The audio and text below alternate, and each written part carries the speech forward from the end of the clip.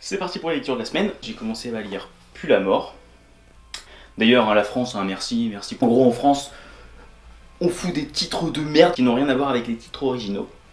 Là, le titre, à la base, c'est The King of Lies, c'est ça? The Dead Kingdom of Lies. C'est vrai que Pue la mort, The Dead Kingdom of Lies, c'est la même chose, bah oui, hein. Oh bah oui. D'ailleurs, dans ce comics, c'est Weta qui l'a fait. C'est Alan Grant au scénario et Simon Bisley au dessin. Et là on suit un groupe de... Elle c'est la personnage principale on va dire. On suit un groupe de personnes qui travaillent dans une caserne de pompiers et qui essayent de survivre tant bien que mal à l'invasion zombie en fait. Et dedans, enfin dans leur rang, il y a un mec qui est un petit peu wouh. Du coup, si vous le lisez un jour, vous verrez.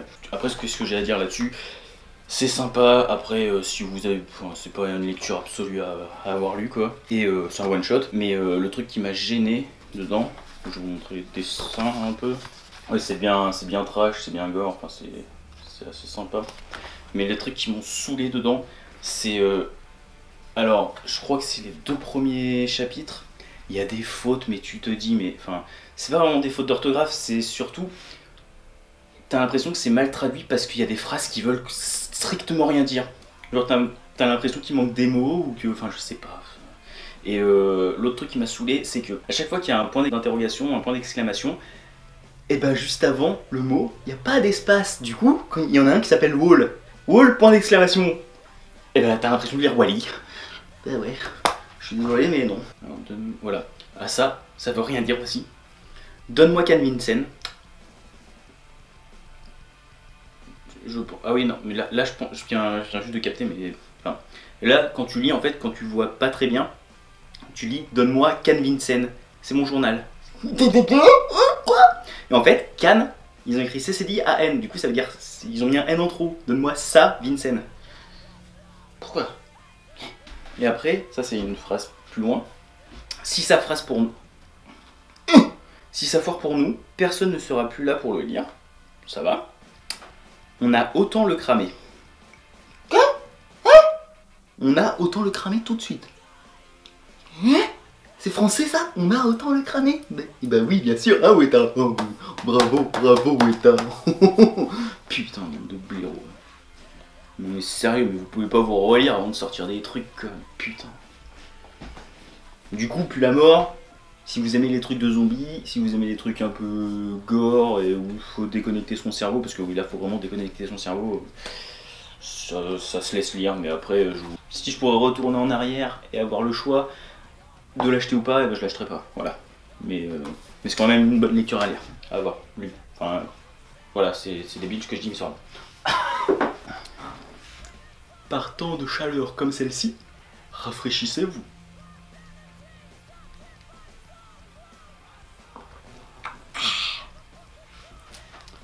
Iboat. Dedans c'est de la grosse Nadine si vous voulez tout savoir. C'est très intéressant. Après j'ai eu Hante. Sorti aux éditions Réflexion chez nous. Ça c'est rare que je fasse ça mais dès que je l'ai eu direct. Et c'est vraiment super cool. J'attends vraiment les suites. Et ça faisait longtemps que je n'avais pas vu une double page comme celle-ci. Il faut que je la retrouve. Non, c'est comme ça. Est-ce que ça hein. Ça se voit que c'est bien inspiré des comics des années 90. Après Hante justement je sais pas si c'est une personne qui existait déjà avant parce que dedans ils disent que bah en fait Hante c'est Anna Washington et elle se réveille on va dire et elle sort d'un asile et elle a perdu toute sa mémoire et durant tout l'épisode elle essaye de le chercher, enfin elle essaye de la retrouver et elle se combat contre l'arachnide, elle rencontre Spawn et plein d'autres personnes, genre Savage Dragon, il y a des références à Invisible aussi. Et en gros, ouais, dedans, elle essaye de retrouver sa mémoire, de savoir ce qui lui est arrivé avant, qui elle était avant. Mais c'était vraiment super cool, j'attends patiemment la suite parce que le twist de fin, tu te dis ah, c'est chelou quand même, pourquoi?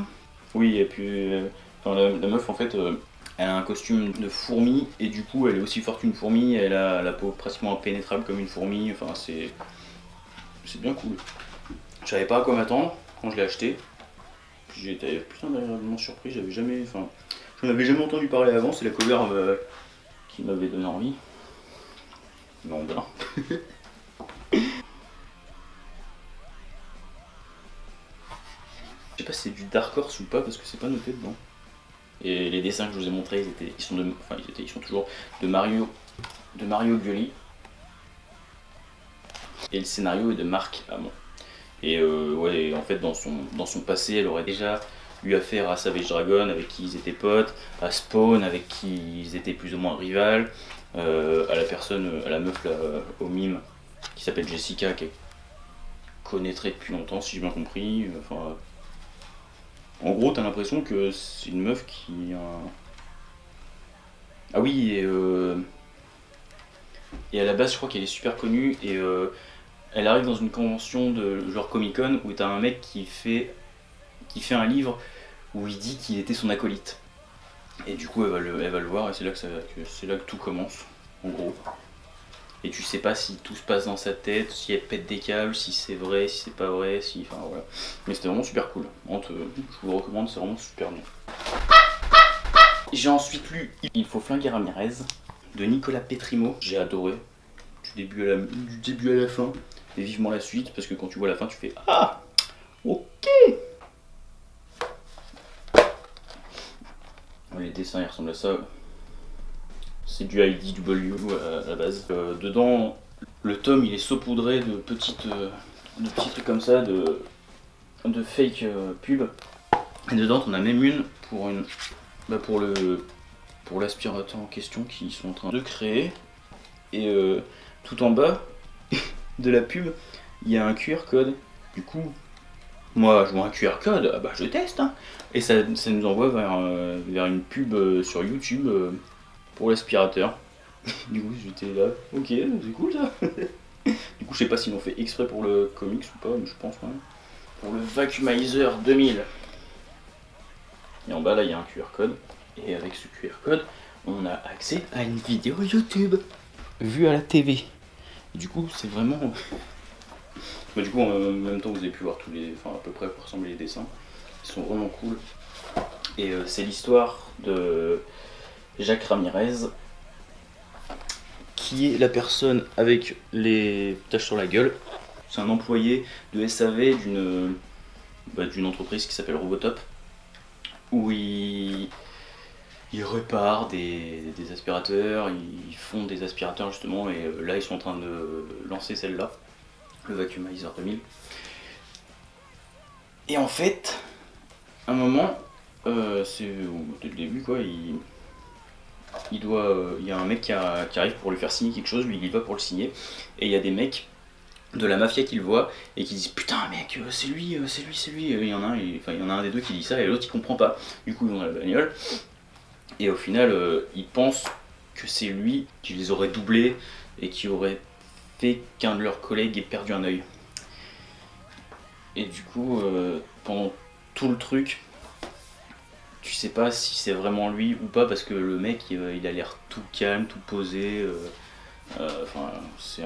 Mais au-delà de ça, quand tu le vois, vu qu'il est super fort dans son domaine, genre dans la réparation des aspirateurs, tu te dis putain, mais est-ce qu'il cache vraiment quelque chose. Et à la fin du comics, tu sais pourquoi. Enfin, tu sais si oui ou non du coup, mais c'est pas. Enfin, c'était vraiment cool. Du coup, vivement le 2, c'est en 2 tomes, je crois, si j'ai bien compris. À la fin, derrière, si vous voulez que je vous lise plus ou moins, il est marqué « Et si derrière la légende du pire assassin mexicain se cachait le meilleur expert en aspirateur que le monde ait jamais connu ?» Voilà, en gros. Et du coup, on peut voir, en lisant ça, si c'est le cas ou pas. Mais je vous le conseille fortement parce que putain, c'est cool. En plus, l'édition, elle est super jolie. Ça, c'est en petit... Ouh. Pratiquement pas de... Non, même il n'y a pas de temps mort. Il y a de de l'action, il y a du suspense. C'est un putain de bon truc, quoi. Enfin, tu te fais pas chier à lire, en gros. Ça, je le conseille vraiment. C'est vraiment super cool. Et j'ai fini par... Oui, j'ai enfin lu I Kill Giants. C'est iComics qui nous sort ça. C'est du Image Comics à la base. C'est Joe Kelly, le scénario. Et Jim Ken Nimura au dessin. Les dessins, c'est du noir et blanc. qui sont vraiment bien sympas. Et en gros, ça parle d'une petite fille qui s'appelle Barbara Thorson, qui est pas comme tous les autres élèves de sa classe, qui est pas comme tout le monde en gros. C'est elle, Barbara.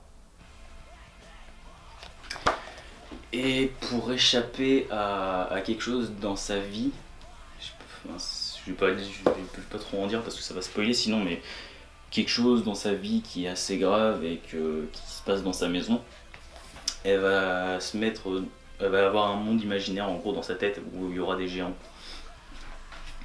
Et ouais, voilà. Et où elle aura où il y aura un grand marteau comme ça pour les exterminer qui s'appellera. Enfin, le marteau, elle va lui donner un nom. Kowalski s'appelle ce marteau en gros. Et du coup, en fait, la petite Barbara, bah, elle a plein de problèmes dans sa vie et du coup, t'as l'impression, tu sais pas si c'est vrai ou pas, mais du coup, t'as l'impression qu'elle se réfugie dans un monde imaginaire où elle est un peu geek, elle joue à des jeux de rôle avec d'autres gens. Et bon, elle est un peu torsionnaire avec eux, on va dire. Et en cours à l'école, elle se fait un peu. Enfin, elle se fait bisuiter en gros, sauf qu'elle se laisse pas faire, et du coup, elle se laisse pas faire en gros, du coup, tu te dis, ah ouais, putain, elle est pas. Elle a pas frodu quoi. Et mais il y a des passages où j'étais mort de rire quoi, parce que tu te dis putain mais tu te dis que ça pourrait vraiment arriver, ok, mais que si ça arriverait vraiment, je sais pas si ça se passerait vraiment comme ça, parce que voilà quoi. Mais j'ai eu d'une traite, ce qui est assez rare, mais c'était vraiment, j'ai adoré. Après c'est une fille en gros qui est dans sa tête, qui a un monde imaginaire qui est complètement barré, et à la fin il y a des bonus. C'est le dessinateur enfin c'est des. Ouais, putain mais j'ai trop chaud, j'ai même plus à penser quoi. C'est le dessinateur et le scénariste qui sont mis en scène. Du coup tu te demandes si c'est vrai ou pas, mais en BD et sur comment ça se serait passé ou comment ça s'est passé leur collaboration. Ouais, en gros, ce qu'ils disent derrière, Aikid Giants est une histoire d'une sensibilité et d'une honnêteté rare lorsqu'il s'agit de traiter le harcèlement scolaire et l'amitié. C'est ça. Avec d'autres trucs en plus, genre la mort.